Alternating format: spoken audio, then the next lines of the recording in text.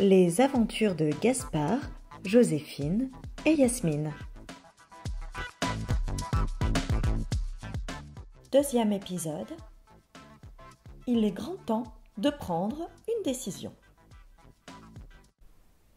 Bon les gars, ce n'est vraiment pas une histoire à prendre à la légère, s'exclama Yasmine.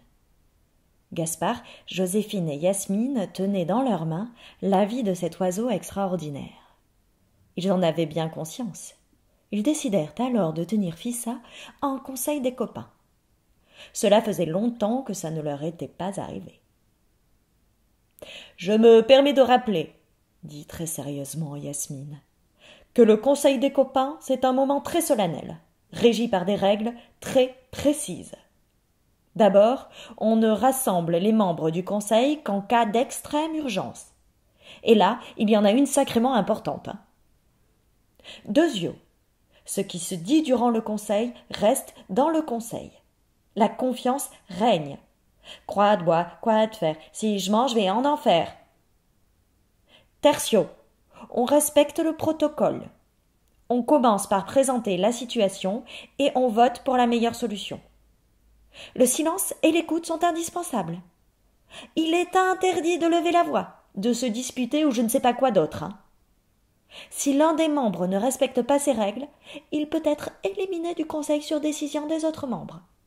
C'est bon pour vous ? L'air grave, Gaspard et Joséphine hochèrent la tête, en montrant qu'ainsi ils avaient compris et étaient d'accord. Tous trois s'installèrent silencieusement en cercle, entourant le mystérieux oiseau aux mille couleurs. Alors, on peut commencer. Je déclare ouvert le 3e conseil des copains. Gaspard, expose-nous la situation. Bien sûr, Yasmine. Nous venons d'assister à la naissance d'une créature hors norme. Un oiseau, semblerait-il, que l'on appellera Plume, si ça vous convient. Oui. Son espèce ainsi que son lieu de vie sont complètement inconnus. Nous sommes donc dans l'obligation d'enquêter afin de résoudre cette énigme. Nous avons besoin d'être aidés. Connaissez-vous des personnes qui pourraient nous apporter de l'aide ? Joséphine, Yasmine… Moi, j'ai un oncle qui est bénévole à la LPO. Ça veut dire Ligue pour la protection des oiseaux, s'exclama Joséphine. Il s'appelle Bernard, on l'appelle Tonton Bébert. Il est de permanence pour la LPO aujourd'hui dans le local à côté de la mairie. Pas besoin de prendre rendez-vous, on a juste à y aller. Franchement, moi j'ai pas mieux. À part mon frère un peu calé en recherche sur internet, je ne vois personne d'autre, répliqua Yasmine. Tous d'accord pour aller voir Tonton Bébert, l'oiseau, bien calé dans sa boîte dont ils avaient troué le couvercle pour lui permettre de respirer, ils enfourchèrent leur vélo, direction le local de la LPO. Devant le local, Tonton Bébert était bien là, buvant un café avec un autre bénévole. Hyper décontracté, ou plutôt à la cool. C'est l'expression qu'emploie la mère de Joséphine pour parler de Tonton Bébert. Oh, voilà ma nièce adorée! Oh, je suis contente de te voir, s'extasia-t-il, prenant Joséphine dans ses bras, la serrant si fort que ça lui en coupa presque le souffle. Joséphine, rouge écarlate de honte devant les copains, fit les présentations et lui demanda discrètement s'il était possible d'entrer dans le local pour lui parler de manière confidentielle.